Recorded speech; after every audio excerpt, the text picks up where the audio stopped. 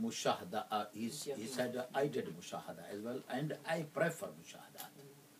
Okay, and the friends ulama, they question about your mushahadat, and just okay. Some questions. Bismillah ar-Rahman ar-Rahim. My name is Muhammad Faidul Masood. And he's our Alama Sadiq Zia Saab, mashallah. And what's your name, brother? Asim Yusuf. Asim Yusuf. Oh, so basically, Dr. Asim Yusuf. Dr. Asim. So you don't speak Urdu and understand Urdu? I'm afraid not. No. So I you only speak. understand this much Urdu, But I can't speak it. I can't speak. Oh, okay. And you understand Arabic? Arabic, no. Speaking Arabic as well? No, Alhamdulillah, and English as well. Okay. For many years, for many decades, we have the issues of timetable, especially when we are in Ahwal in Nadra regarding to the solar system in this country. Yes. So, before this meeting, we have done meeting with Allama Ghulam Rasul Baksh Sayyidi Sahab and Allama Mufti Yawam Sahab. All the scholars, they were doing formula of taqdeer. Okay? Or Hanit Tansiful Layl, Sub'ul Layl, this.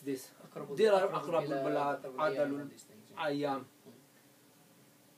In my knowledge, all these things are related to Taharri. Yes. Okay?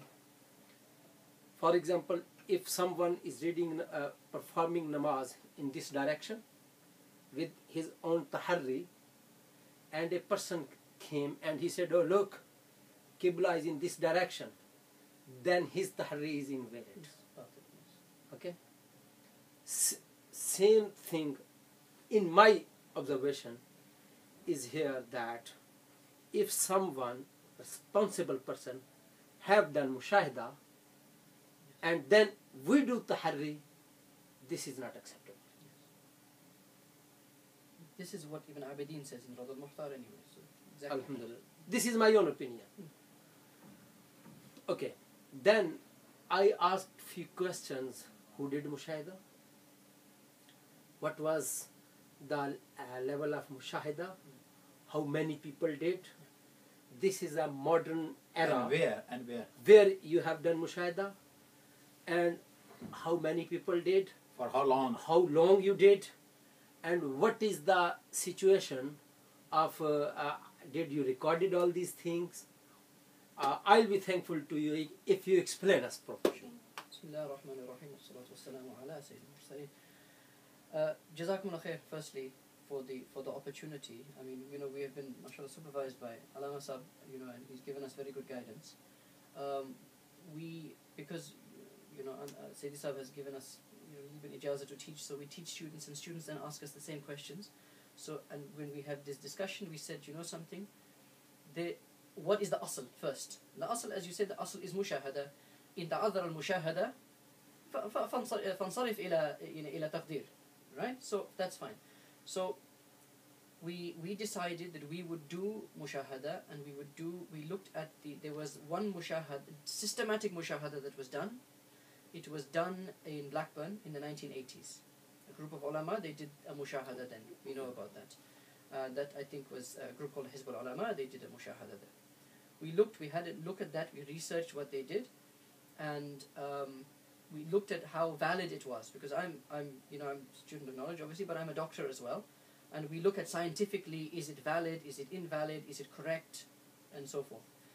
So we said, look, we will do a mushahada. Now, what we looked at firstly is you want the mushahada to be throughout the year. You obviously can't do it every day because cloud cover, it's raining, there's too much moonlight, what have you. So we would do it at least 20 observations, successful observations. That's an important word. 20 successful observations throughout the year we set as a minimum. Once you have that, you can draw a graph and you can work out timelines. Good. Times. The second question is where to do the mushahada. Actually, there was one question before that is, look, mushahada has been done in Jordan, it's been done in Pakistan, it's been done in these places. Why don't you just use that mushahada as a basis and work out the times here?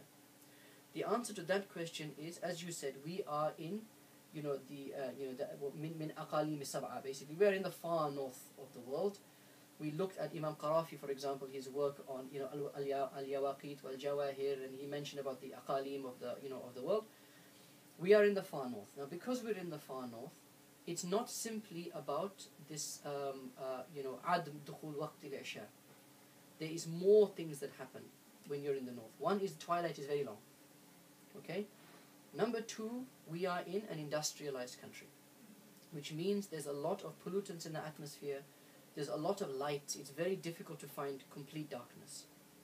So we said those observations won't necessarily be valid for us. And when Allah says, حَتَّى يَتَبَيَّنَ لَكُمْ, the khitab here is not you do one observation, it's for the whole ummah, it's for each locality.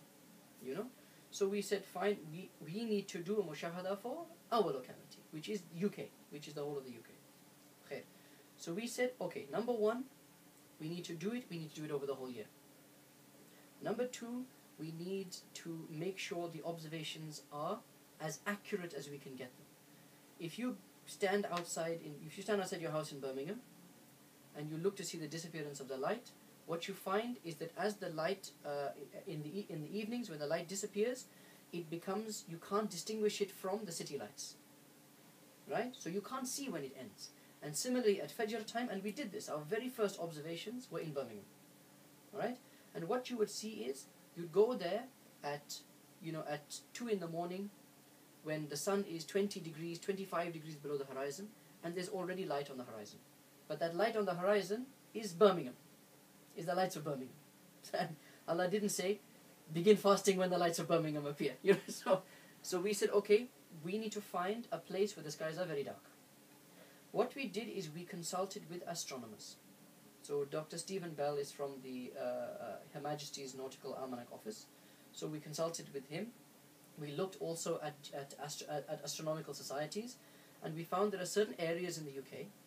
These areas are called dark sky sites, which means they are far enough away from city lights that they are not affected by city lights. So you have a completely dark sky.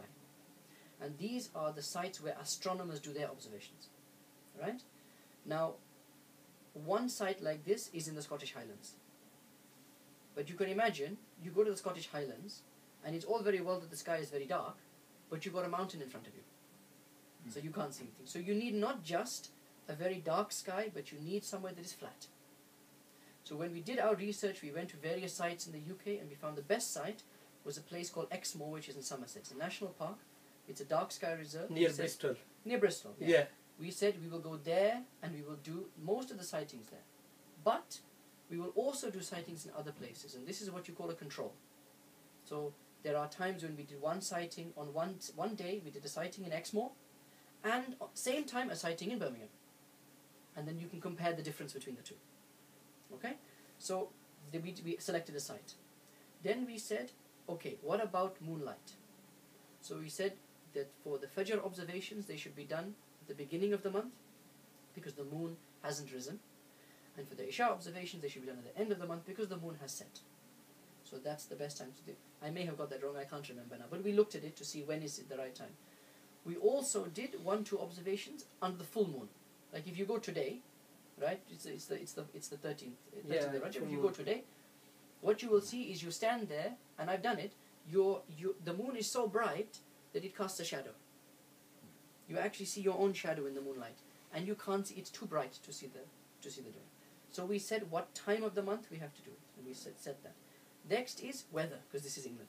So making sure there's, we would check the weather, very detailed weather reports to make sure there's as little cloud cover as possible.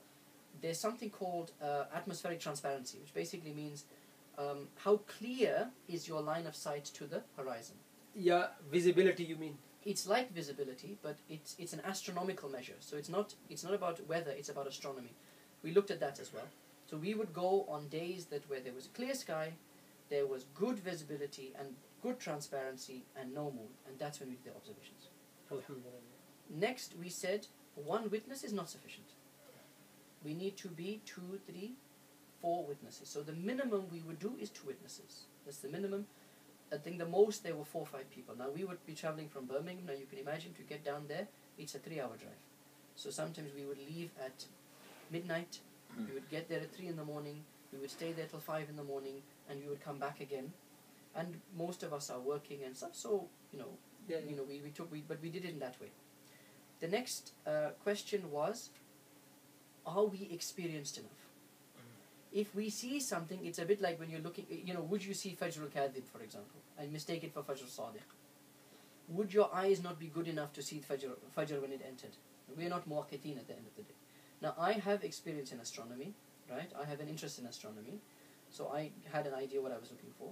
What we did is when we started getting findings, we referred back to our books, the works of fatwa, but also works of astronomy, like works like Jimini and things like those works that they actually draw out what it looks like.